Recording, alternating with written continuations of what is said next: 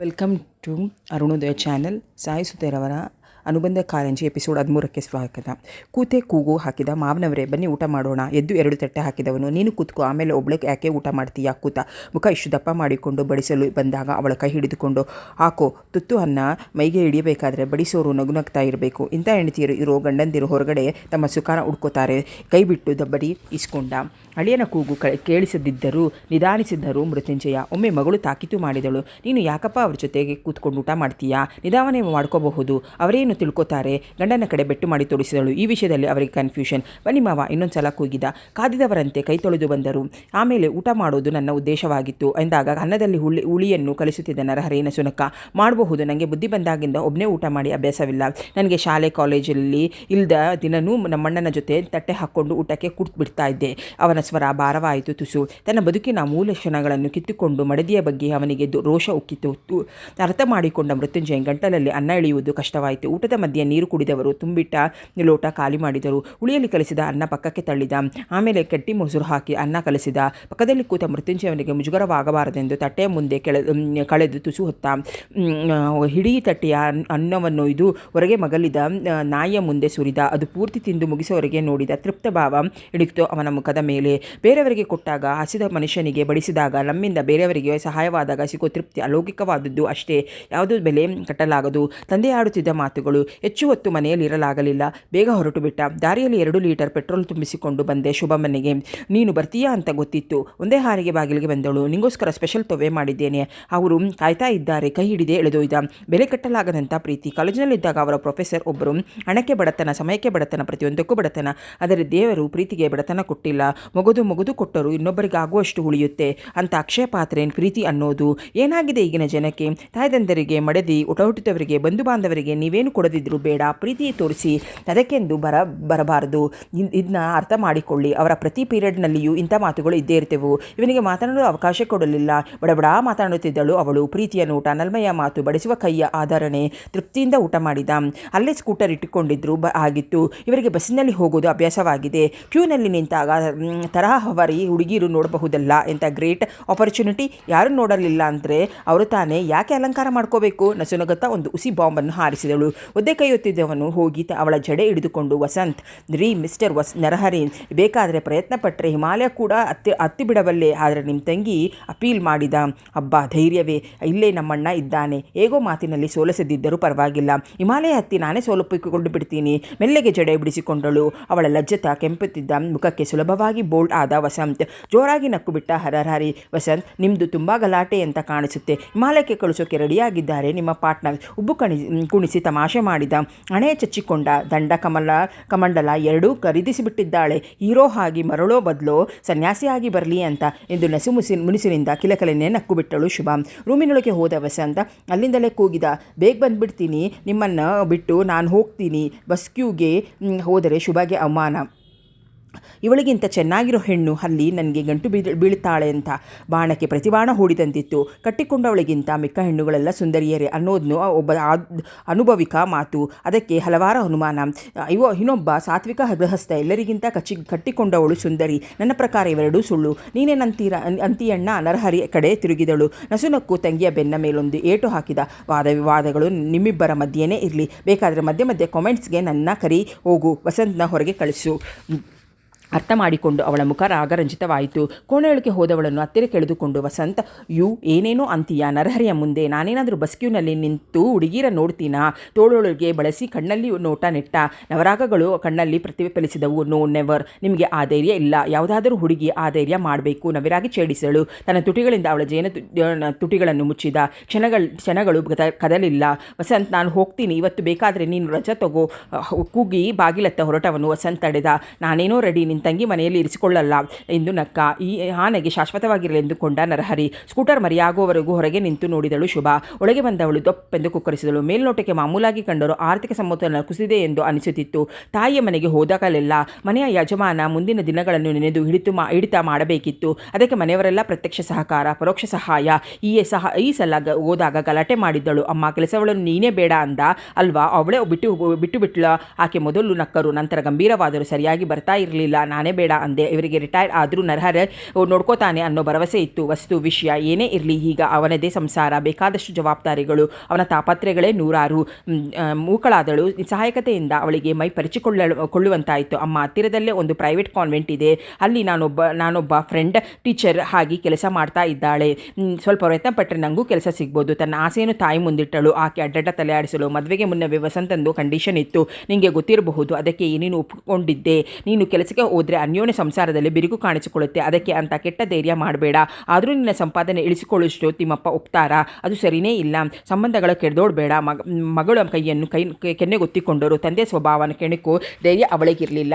ಎಷ್ಟೋ ಹೊತ್ತು ಸುಮ್ಮನೆ ಕೂತಿದ್ದಳು. ಮಾವನ ಹತ್ತಿರ ಬೇಕಾದರೆ ವಸಂತ್ ಸ್ಕೂಟರ್ ಇಸಿಕೊಳ್ಳಬಲ್ಲ, ಆದರೆ ಹೆಂಡತಿಯನ್ನು ಕೆಲಸಕ್ಕೆ ಹಚ್ಚುವುದು ಅವನಿಗೆ ಸಮ್ಮತವಲ್ಲದ ವಿಷಯ. ಮದುವೆಗೆ ಮುನ್ನ ಇಂಥ ತಕರಾರು ಕೇಳಿಯೇ ತಂದೆಯ ಮುಂದೆ ತಗಾದೆ ತೆಗೆದಿದ್ದಳು. ಇದಕ್ಕೆ ಯಾಕಣ್ಣ ಒಪ್ಕೋಬೇಕು, ನನಗೂ ವ್ಯಕ್ತಿತ್ವ ಇಲ್ವಾ ಅಂತ. ಅವರ ಮುಕ್ತ ಮನಸ್ಸಿನಿಂದ ನಕ್ಕು ಬಿಟ್ಟಿದ್ದರು. ಹೌದು ಇದೆ, ಎಲ್ಲಿ, ಹೇಗೆ ಅನ್ನೋ ವಿಷಯದಲ್ಲಿ ಜಿಜ್ಞಾಸೆ. ದೇಶ, ಸಮಾಜ, ಸಂಸಾರ ಯಾವಕ್ಕಾದರೂ ಬೇಕಾದರೂ ಪ್ರೀತಿ, ಪ್ರೇಮ, ನಂಬಿಕೆ, ಅಭಿಮಾನ ಇವು ಮುಖ್ಯವೇ ವಿನಃ ಒಣ ಅಭಿಮಾನವಲ್ಲ. ಯಾವುದೋ ಕಹಿ ಸಂದರ್ಭ, ಘಟನೆ ವಸಂತನನ್ನು ಇಂಥ ನಿರ್ಧಾರಕ್ಕೆ ಕಾರಣವಿರುವಷ್ಟೇ. ಅವಳ ಮನದ ಸಂಶಯ ಮೊಳಕೆಯೊಡೆದಂತೆ ತಡೆದಿದ್ದರು. ಹೌದು, ವಸಂತ್ ಒಳ್ಳೆಯ ವ್ಯಕ್ತಿಯೇ. ಯಾವುದೋ ಒತ್ತಡಗಳು ಅವನನ್ನು ಸ್ವಾರ್ಥಿಯನ್ನಾಗಿ ಮಾಡಲು ಪ್ರಯತ್ನಿಸಿದರೂ ಹೀನ ಕೆಟ್ಟ ಮಾರ್ಗ ಹಿಡಿಯುತ್ತಿರಲಿಲ್ಲ. ಬಹಳ ಸುಲಭವಾಗಿ ಅವನನ್ನು ತಿದ್ದಬಹುದಿತ್ತು. ಶುಭ ಈಗ ತಾನೇನು ಮಾಡಬಹುದು ಅಂದೇನು 8 ದಿನದಿಂದ ಬಂದ ಪೇಪರ್ಗಳನ್ನೆಲ್ಲ ಒಟ್ಟಾಗಿ ಮಾಡಿಕೊಂಡು ಕೂತು ಓದಿದಳು. ಇಂಟೀರಿಯರ್ ಡೆಕೋರೇಷನ್ ಕೋರ್ಸ್ಗೆ ತಾನೇಕೆ ಸೇರಿಕೊಳ್ಳಬಾರದು, ಕ್ರೇಜ್ಗೆ ಎನ್ನಬಹುದು. ಅದಕ್ಕೆ ಅಡ್ಡಿಪಡಿಸಿದ ಯಾನೆ ವಸಂತ್. ಸಂಜೆ 5:05 ಇದೇ ಗುಂಗು ಅವಳದು. ಅಂದು ರಾತ್ರಿ ಸ್ವಲ್ಪ ಲೇಟಾಗಿ ಬಂದ ಮೌಳಿ ಸುಸ್ತಾಗಿದ್ದ. ಬಂದ ಕೂಡಲೇ ನನ್ನ ರೂಮಿಗೆ ಕಳಿಸು. ದಕ್ಷಿಣಮೂರ್ತಿಗಳು ಅಜ್ಞಾಪಿಸಿಗೆ ಹೋಗಿದ್ದರು. ಉಷಾ ಅವನನ್ನು ಕೋಣೆಯ ಮೂಲೆಗೆ ಕರೆದೊಯ್ದಳು. ಅಣ್ಣ, ನಿನ್ನ ಬಂದ ಕೂಡಲೇ ಕಳಿಸು ಅಂತ ಹೇಳಿದ್ದಾರೆ. ಎಲ್ಲೋ ವಿಷಯ ಗೊತ್ತಾಗಿದೆ, ಪಿಸುಗುಟ್ಟಿದಳು. ಎದೆ ಮೇಲೆ ಕೈ ಇಟ್ಟುಕೊಂಡ ಮೌಳಿ. ತಂದೆ ಎಷ್ಟು ಸ್ನೇಹಮಯ್ಯೋ ಅಷ್ಟೇ ಸುಡು ಬೆಂಕಿ ಎಂದು ಅವನಿಗೂ ಗೊತ್ತು. ಅತಿಯಾದ ಸ್ವಾಭಿಮಾನ, ಕಷ್ಟಪಟ್ಟು ಅವರಿಗೆ ಗೊತ್ತೇ ವಿನಃ ಎಂದು ಸೋಮಾರಿಯಲ್ಲ. ಆತುರತರವಾಗಿ ಲೆಟರ್ ಪ್ಯಾಡ್ನಿಂದ ಒಂದು ಹಾಳೆ ಒರೆದುಕೊಂಡು ಏನೇನೋ ಗಿಚ್ಚತೊಡಗಿದ. ಅಷ್ಟರಲ್ಲಿ ಅವನಮ್ಮ ಬಂದಿದ್ದರಿಂದ ಮಡಿಚಿಟ್ಟುಕೊಂಡ. ಇವತ್ತು ಲೇಟು ಎನ್ನುತ್ತಲೇ ಅವನ ಮುಂದೆ ಹಾರ್ಲಿಕ್ಸ್ ಲೋಟ ಹಿಡಿದು, ನೀನ್ ಮೇಲೆ ನಿಂಗೆ ಸಂಜೆ ಕಾಫಿ ನಿಲ್ಲಿಸು ಅಂತ ಹೇಳಿದ್ದಾರೆ. ಅವರು ಗಂಟಲು ಸರಿ ಮಾಡಿಕೊಂಡರು. ಅಣ್ಣನ ನೋಡ್ಕೊಂಡು ಬಂದುಬಿಡ್ತೀನಿ. ಮುಂದಕ್ಕೆ ಹೊರಟಾಗ ತೋಳಿಡಿದು ಕುಡಿದು ಹೋಗಬಹುದು. ಮೊದಲು ಕೇಳೋದು ಅದೇ ಪ್ರಶ್ನೆ. ಯಾಕೆ ಒಂಥರ ಹಿದ್ದಿ ಬೆವರುಗಟ್ಟಿದ ಹಣೆಯ ಮೇಲಿನ ಕೂದಲನ್ನು ಹಿಂದಕ್ಕೆ ತಳ್ಳಿದರು. ಸುಮ್ಮನೆ ಕೂತು ಕುಡಿದ. ಪದೇ ಪದೇ ಸುಧಾರಿಸಿಕೊಳ್ಳುತ್ತಿದ್ದನನ್ನು ಗಮನಿಸಿದರು. ಆದರೆ ಕೇಳಲು ಹೋಗಲಿಲ್ಲ ಸುಕನ್ಯಾ. ಅಕೌಂಟ್ ನೋಡುತ್ತಿದ್ದ ದಕ್ಷಿಣಮೂರ್ತಿಗಳು ಬಾಗಿಲ ಸದ್ದನ್ನು ಆಲಿಸಿ ಆದರೆ ಕೇಳಲು ಬಾ ಒಳಗೆ ಎಂದರು. ತಮ್ಮ ನೋಟವನ್ನು ಕದಲಿಸಿದೆಯೇ? ಮೌಳಿ ಬಂದ 2 ನಿಮಿಷದ ನಂತರ ಫೈಲನ್ನು ಪಕ್ಕಕ್ಕಿರಿಸಿ ನೋಟವೆತ್ತಿದ್ದರು. ತೀಕ್ಷ್ಣತೆ ಸಹಿಸಲಾರದೆ ಅವನ ತಲೆ ತಗ್ಗಿತ್ತು. ಸಹಾನುಭೂತಿಯಿಂದ ತೋರಿಸಿದರು ಮಗನ ನೋಟವನ್ನು. ಹತ್ತಿರ ಬಾ ಮೌಳಿ ಕೂಗಿದರು. ಅವರ ಸ್ವರ ಬೆಣ್ಣೆಯಷ್ಟೇ ಮೃದುವಾಗಿತ್ತು. ಮಗನ ಕೈಯನ್ನು ತಮ್ಮ ಕೈಯೊಳಗೆ ತಗೊಂಡ್ರು. ಏನಾದರೂ ಕುಡಿತೀಯಾ ಕೇಳಿದರು. ಹ್ಞೂ ಎನ್ನುವಂತೆ ಗೋಣಾಡಿಸಿದ. ದಕ್ಷಿಣಮೂರ್ತಿಗಳು ಗಂಟಲು ಸರಿಪಾಡಿಕೊಂಡರು. ಯಾಕೆ ದಿನ ಲೇಟು? ಸುಳ್ಳು ಬೇಡ, ಅದರ ಅಗತ್ಯವೂ ಇಲ್ಲ, ನಿಜನೇ ಹೇಳಬಹುದು ಸೂಚಿಸಿದರು. ಉಷಾ ಹೇಳಿದ್ದು ಸರಿ ಎನ್ನಿಸಿತು. ಸತ್ಯ ಮುಚ್ಚಿಡುವುದು ಬೇಡವೆನ್ನಿಸಿತು. ನನ್ನ ಫ್ರೆಂಡ್ ಪಾಲ್ ಮೆಡಿಕಲ್ ಸ್ಟೋರ್ಗೆ ಹೋಗ್ತಾ ಇದ್ದೀನಿ. ಒಂದು 3 ಗಂಟೆ ಕ್ಯಾಶ್ ಕೌಂಟರ್ನಲ್ಲಿ ಕೂಡ್ತೀನಿ. ಅವನು ಆ ಸಮಯದಲ್ಲಿ ಹೊರಗೆ ಹೋಗ್ತಾನೆ. ಇಬ್ಬರಿಗೂ ಒಂದು ರೀತಿಯಲ್ಲಿ ಹೆಲ್ಪ್ಫುಲ್. ತೀರಾ ಕೆಳದನಿಯಲ್ಲಿ ಹೇಳಿದ. ಪೂರ್ತಿ ಅರ್ಥವಾಯಿತು ಅವರಿಗೆ. ಸ್ವಲ್ಪ ಬಿಡಿಸಿ ಹೇಳಿ ಸರ್. ಅಣಕವಾಡುವಂತೆ ಕಂಡಿತ್ತು. ನನಗೆ ತಿಂಗಳಿಗೆ 1,000 ಕೊಡ್ತೀನಿ ಅಂದಿದ್ದಾನೆ ಎಂದ ಕೂಡಲೇ ಅವರ ಮೈ ಹತ್ತಿ ಉರಿಯಿತು. ನಾನು ನಿನ್ನ ಬದುಕಿದ್ದೀನಿ ಕಣೋ. 1,000ಕ್ಕೆ ನಿನ್ನ ಎಲ್ಲಾದರೂ ಕೆಲಸಕ್ಕೆ ಇಡಬೇಕೆಂದುಕೊಂಡಿದ್ರೆ ಇಷ್ಟೆಲ್ಲ ಓದೇನು ಬೇಕಾಗಿರಲಿಲ್ಲ. ನಿನ್ನ ಧ್ಯೇಯ ಇದೇ ಆಗಿತ್ತಾ? ಟೆಲ್ಮಿ.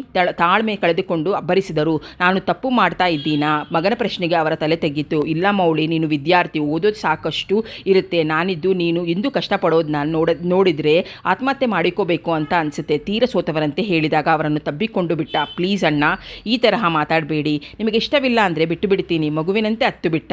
ಅವರ ಕೈ ಅವನ ಬೆನ್ನನ್ನು ನೇವರಿಸಿತು. ಸದ್ಯಕ್ಕೆ ನಿನ್ನ ವಿದ್ಯಾಭ್ಯಾಸ ಮುಗಿಯೋವರೆಗೂ ಯಾವುದೇ ಕೆಲಸ ಬೇಡ. ಆ ಸಮಯವನ್ನು ವ್ಯಾಸಂಗಕ್ಕೆ ಇಡು. ಹೇಗಾಗಿದೆ ನೋಡು ನಿನ್ನ ಮುಖ. ಹೋಗಿ ಊಟ ಮಾಡಿ ಹೋಗು. ಅವನ ಬೆನ್ನು ತಟ್ಟಿ ಕಳಿಸಿದರು.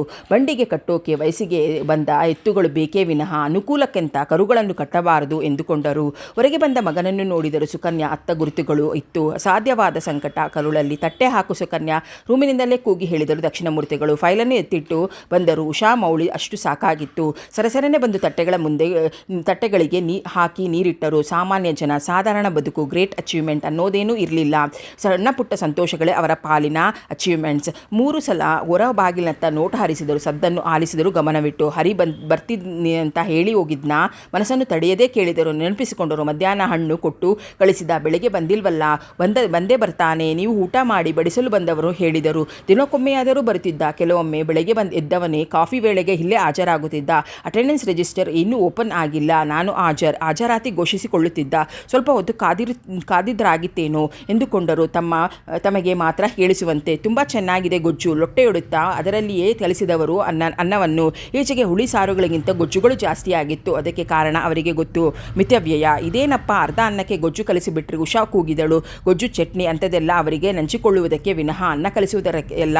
ತುಂಬ ಚೆನ್ನಾಗಿದೆ. ಉಪ್ಪು ಹುಳಿ ಏನೂ ಹದವಾಗಿದೆ ಅಂತ ಬಾಯಲ್ಲಿ ನೀರುರುತ್ತೆ. ಲೊಟ್ಟೆ ಹೊಡೆದರು. ಸಾಮರಸ್ಯ ಕಾಪಾಡುವ ವಿಧಾನ. ಕಣ್ಣಂಚಿಗೆ ಬಂದ ಕಂಬನಿಯನ್ನು ಒರೆಸಿಕೊಳ್ಳುತ್ತಾ ಹೀಗೆಯೇ ಇಂಗಿಸಿಕೊಳ್ಳುವುದರೆಂದು ಸುಕನ್ಯಾ ಪೇಚಾಡಿದರು. ಹುಡುಗರೊಂದಿಗೆ ಮಾತನಾಡುತ್ತಾ ಊಟ ಮಾಡಿದರು. ಅಡಿಗೆ ಹೇಗೆ ಇರಲಿ, ಅದರ ಗುಣಮಟ್ಟ ಹೇಗೆ ಇರಲಿ, ಹೆಚ್ಚು ಪೇಚಾಡದೆ ಮುಜುಗರವನ್ನುಂಟು ಮಾಡದೆ ತೃಪ್ತಿಯಿಂದ ಊಟ ಮಾಡಿ ಏಳುವುದು ಅವರ ಸ್ವಭಾವ. ತಿನ್ನುವ ಅನ್ನ ಅವರಿಗೆ ಅತ್ಯಂತ ಪೂಜನೀಯ. ಅನ್ನ ಬ್ರಹ್ಮನಿಗಿಂತ ಮಿಗಿಲಾದದ್ದು, ದೇವರೇ ಇಲ್ಲವೆನ್ನುತ್ತಿದ್ದರು.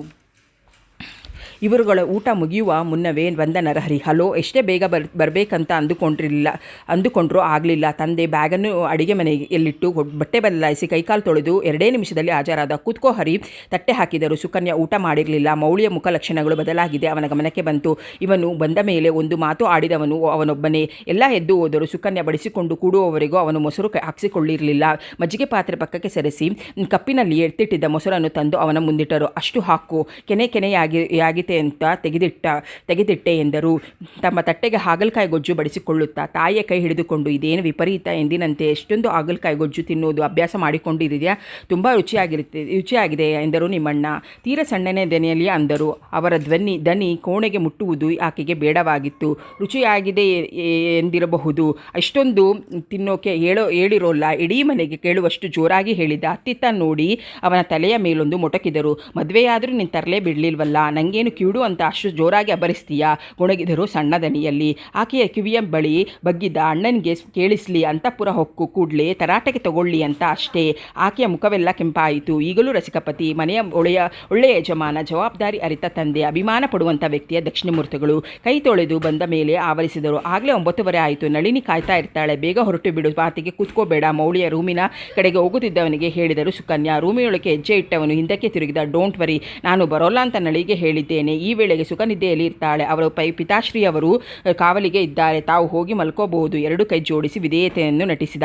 ಪೆಚ್ಚಾದ ಸಪ್ಪಗಾದ ಅತ್ತ ಮೌಳಿಯ ಮುಖ ನೋಡದಾಗಿಂದ ಅವನಿಗೆ ಸಮಾಧಾನವಿಲ್ಲ. ಅದಕ್ಕಾಗಿಯೇ ಉಳಿದುಕೊಂಡಿದ್ದ.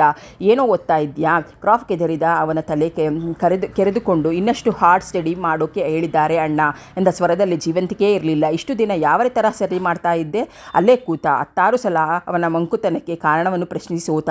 ಅಂತೂ ನನ್ನ ಪರಕೀಯನಂತೆ ಮಾಡೋಕೆ ನೋಡ್ತಾ ಇದ್ದೀರಾ? ಅವನ ಹೃದಯದಿಂದ ಹೊರಟ ಅವನ ಮಾತು ತೀಕ್ಷ್ಣವಾಗಿ ಮೌಳಿಗೆ ಬಿಡಿಯಿತು. ಅಣ್ಣ ಅತ್ತೇ ಬಿಟ್ಟ. ಆಮೇಲೆ ತಿಳಿದಿದ್ದು ಪೂರ್ತಿ ವಿಷಯ. ಅಣ್ಣ ಹೇಳೋದು ಸರಿ, ಇನ್ಮೇಲೆ ಅಂಥ ಅಭ್ಯಾಸಗಳನ್ನು ಬಿಡು. ನಾನಿದ್ದು ಅಣ್ಣನ ಹೆಗಲ ಮೇಲೆ ಪೂರ್ತಿ ಭಾರ ಬೀಳೋಕೆ ಬಿಡೋಲ್ಲ, ಟ್ರಸ್ಟ್ ಮೀ. ಅವನ ಹಸ್ತದಲ್ಲಿ ತನ್ನ ಅಂಗೈ ಇಟ್ಟು ಆದ್ಮಿದ. ನರಹರಿ ಧ್ವನಿ ಭಾರವಾಗಿತ್ತು. ಉಷಾ ಉಪಸ್ಥಿತಿಯಲ್ಲಿದ್ದಳು. ನಿನ್ನದೇನು ವಿಷಯ? ಅವಳ ಬಳಿಯಲ್ಲಿ ಬಂದು ಕೂತ. ಅಕ್ಕ ಇಂಟೀರಿಯರ್ ಡೆಕೋರೇಷನ್ ಕೋರ್ಸ್ಗೆ ಸೇರಿಸಿಕೊಳ್ಳೋಕೆ ಬಾವ ಒಪ್ಕೊಂಡಿದ್ದಾರಂತೆ. ಅರಳುಗಣ್ಣುಗಳನ್ನು ಮತ್ತಷ್ಟು ಅಗಲ ಮಾಡಿದಳು. ನಸುನಗು ಬೀರದ ಮಾತಿನಲ್ಲಿ ಮಂತ್ರದಂಡ ಇಟ್ಟುಕೊಂಡಿದ್ದಳು. ಆರಾಮಾಗಿ ಅವಳು ಕಾಲೇಜ್ ಗೆಳತಿಯರು ಅಂತೆಲ್ಲ ಮಾತಿಗೆ ಕೂತ. ರೂಮಿನ ಬಾಗಿಲಿಗೆ ಬಂದ ಸುಕನ್ಯಾ ಇನ್ನೂ